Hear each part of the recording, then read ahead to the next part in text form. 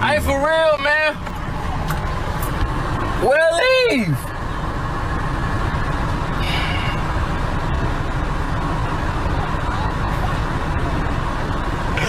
Man, somebody come get their home girl, man. What wrong with her?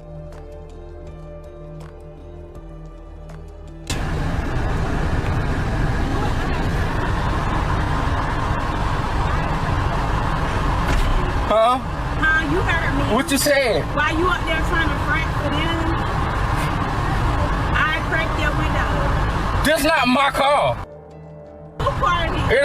It ain't in my name. You driving it, so you responsible. I'm taking it back today. It's a rental. I don't care. Move. I'm finna take your tag.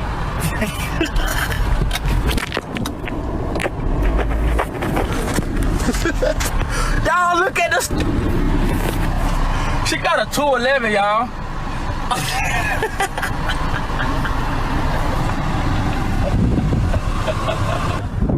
No.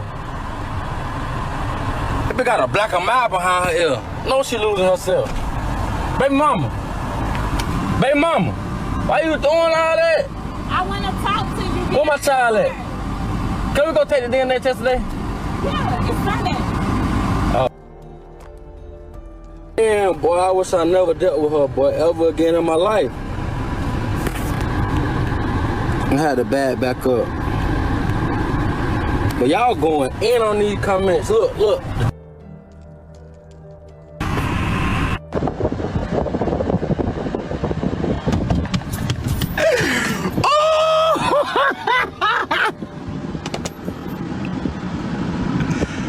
Baby mom.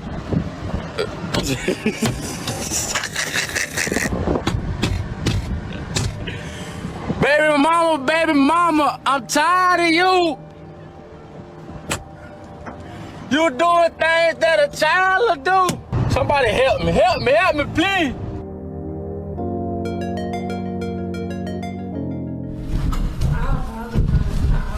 My intention is to never hurt him. I never tried it. Okay. Y'all, I'm sorry. Okay, I'm sorry. Mary, I'm sorry. Alicia, Nisha, I love y'all. I'm sorry that went. This is Kadesha Bryson, a woman whose obsessive grip on her ex-boyfriend would spiral into an unthinkable act of violence. On a cold winter night in Greenville County, her jealous rage would shatter windows, pierce the darkness with gunfire, and leave David Eden Jr. dead on a motel room floor. What started as a toxic relationship documented on social media with explosive arguments captured on video would culminate in a brutal shooting that devastated an entire family during the holiday season. But the most chilling part was her apology in court. What really happened that night at Motel 6? And what red flags were missed that could have prevented this tragedy? Let me take you back to where this nightmare truly began. Through a relationship that was doomed from the start, publicly documented through heated confrontations and desperate pleas that foreshadowed the deadly outcome no one saw coming. David Eden Jr. was known as a good father, a family man, someone people genuinely enjoyed being around. His father would later describe him as a good father and everything, a good dude, who was dedicated to his children and loved ones. He had 2 sons and a daughter who looked up to him, who depended on him, who needed him in their lives. David was the kind of person who showed up for his kids, who made sure they knew they were loved, who worked hard to provide for his family even when times got tough.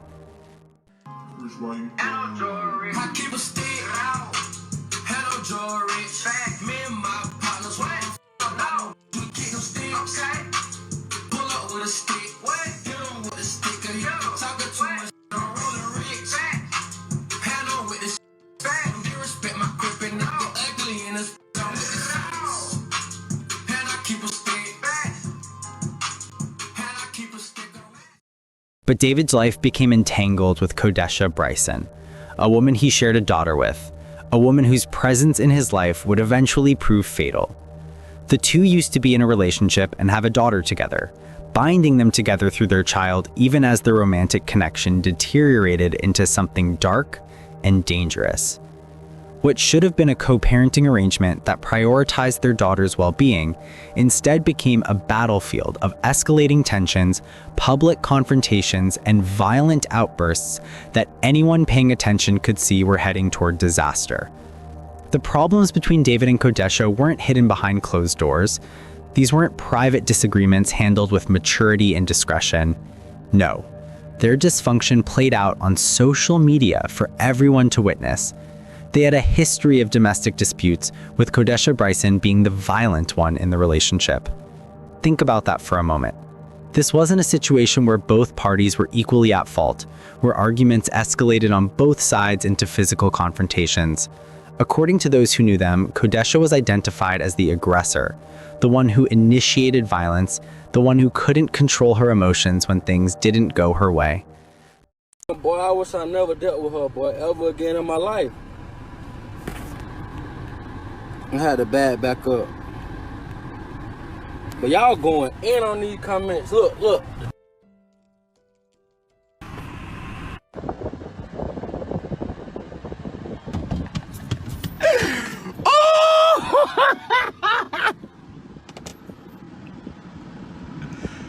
Can you hear the exhaustion in those words masked under a smile? The frustration? The desperation of someone who's reached their breaking point? Baby mama.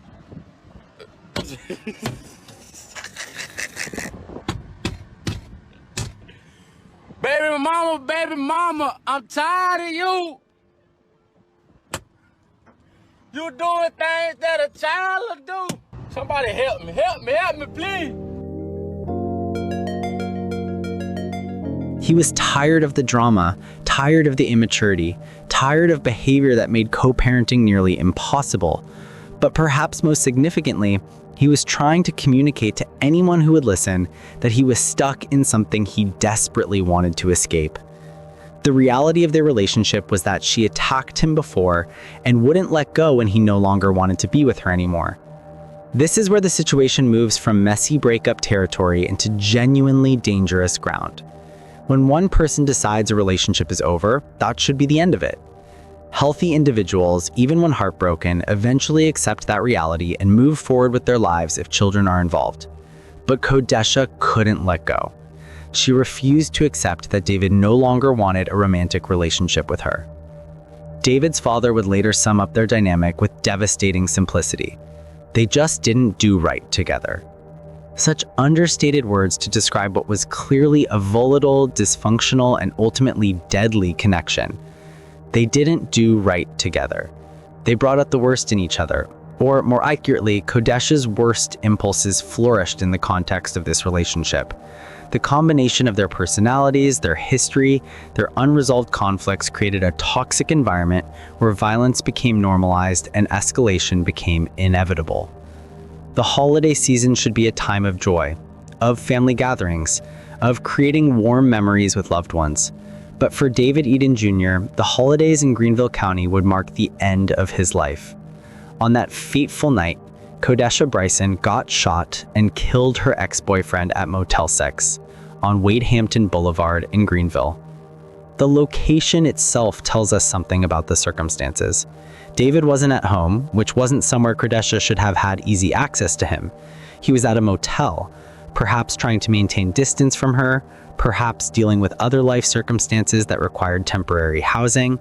But whatever his reasons for being there, Kodesha found him. The sound of breaking glass, followed by gunshots, woke many who slept at the Motel 6 in Greenville County. Imagine being in a nearby room, sleeping peacefully, only to be jolted awake by the terrifying sounds of glass shattering and then gunfire echoing through the night. But the most chilling detail of what happened that night is how Kodesha found David. Investigators say Kodesha Bryson broke motel windows in search of David Eden Jr., and when she found him, she shot and killed him. She didn't knock on his door. She didn't call him or send messages trying to locate which room he was in. She broke multiple windows, systematically searching for him with such determination, rage, and focus that property damage meant nothing to her. She was on a mission, and that mission was to find David Eden Jr.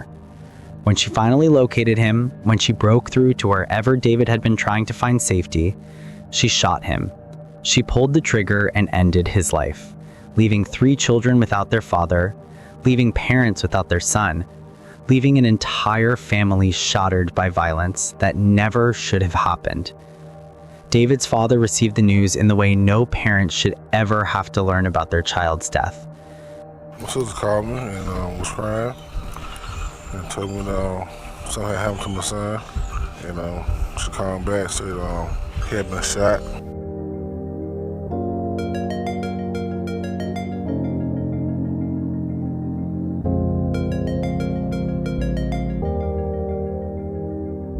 After the shooting, Bryson turned herself in. This detail is crucial to understanding what happened next. She didn't try to flee, hide, or escape consequences. Some might interpret this as remorse, as recognition of what she'd done and acceptance of responsibility. But given everything else we know about this case, it seems more like someone who knew there was no running from what had just occurred. Someone who perhaps believed her version of events would be seen as justified or understandable. The charges against her were severe and appropriate for what had occurred.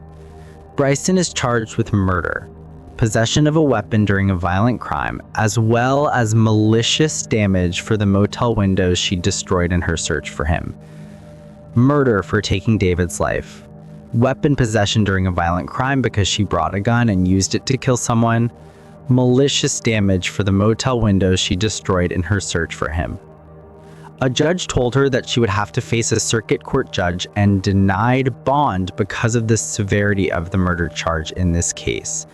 No bond, no opportunity to await trial from the comfort of her home. The judge recognized what everyone else could see. This was a serious, violent crime committed by someone who had proven herself dangerous.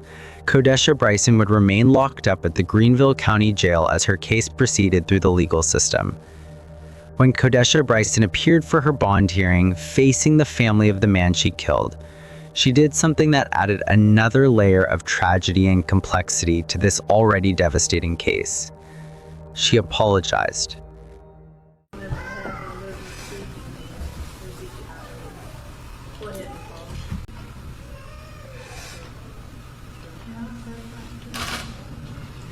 No, I want any commentary directed at me. So she directed her commentary to me. So if you have anything to say, you can say it. Be respectful. I said directed. I apologize.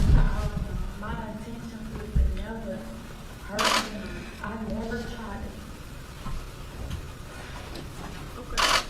Y'all, sorry, Michaela, I'm sorry. Mary, I'm sorry. Alicia, Nisha, I love y'all. I'm sorry that went my attention. The gun went off. I would never try to hurt him. He's a great daddy. I'm sorry, Mary. All right. Okay. All right. Did you have any questions about the charges or anything? If not, y'all can let us sign the paperwork.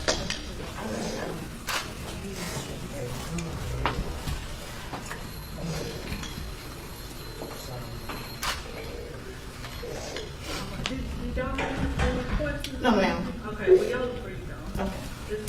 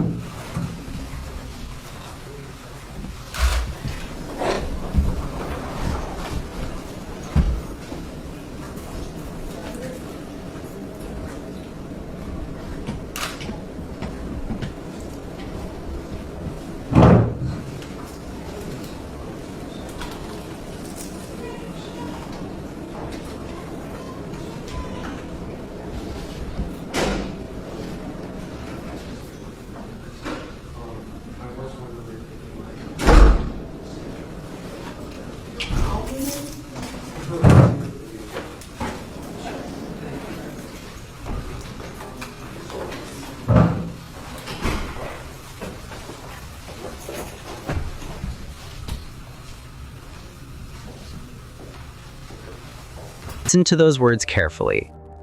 The gun went off. Not, I shot him or I pulled the trigger. As if the weapon acted independently. As if she wasn't the one controlling it. As if this was some kind of accident rather than the result of her breaking motel windows with a gun in her possession until she found David and shot him. She claims she would never try to hurt him, calls him a great daddy, expresses love for his family members by name, but fundamentally refuses to fully own what she did.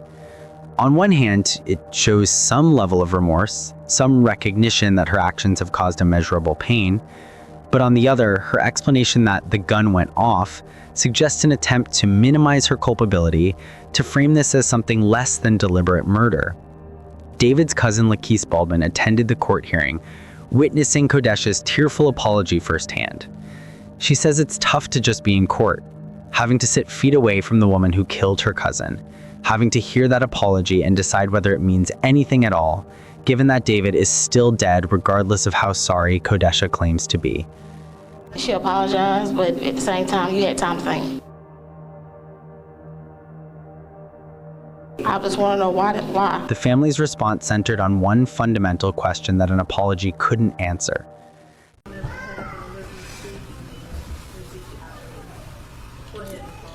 We just want to know why. He left his kids, he left his family. This is around the holidays. And we just want to know why. He's a good father, good family person, good outgoing person. The question is just why.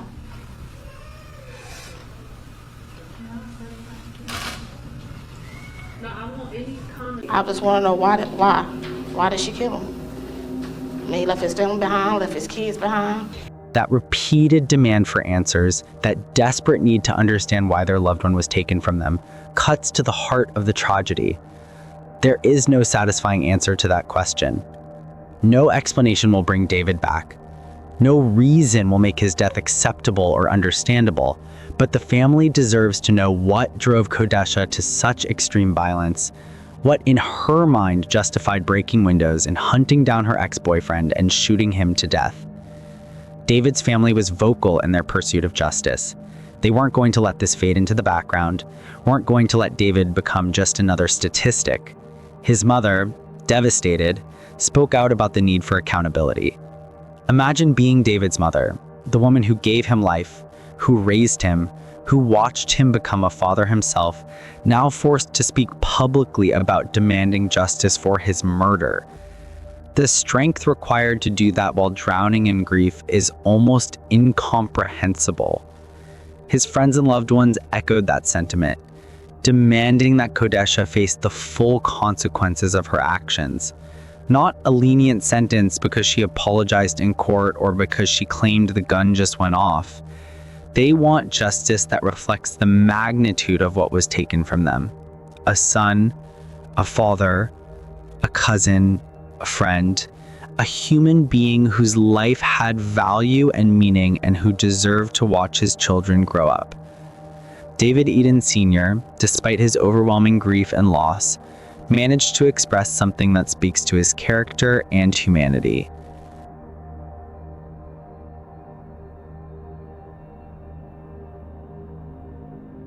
I'm sorry for her too, cause he got other kids, and it's all about the kids right now. He gone. But justice isn't always straightforward. As the case unfolds, there will be debates over intent, over passion versus premeditation, and over whether Kodesha Bryson's version of events can hold up in court. Her defense will likely focus on the relationship dynamics, on whatever she claims happened in that motel room, on her assertion that the gun went off as if it were accidental. Prosecutors will counter with evidence of her breaking windows, systematically searching for him, of her bringing a gun to confront him, of the pattern of violence and refusal to let go that preceded the murder. And now David is gone. His children are fatherless, his family is shattered, and Kodesha sits in jail awaiting trial for murder. Her own children left to grow up without their mother because of the choices she made that night. There are truly no winners in this tragedy. Only losers, only broken families, only children who will carry the scars of this violence for the rest of their lives. How many deaths could be prevented if we collectively took these red flags more seriously? If we provided better resources and protection for people trying to leave toxic relationships? If we intervened before someone ends up breaking motel windows with a gun in search of their ex-partner? Let me know what you think in the comment section. Click on one of the cards on your screen to see more videos like this.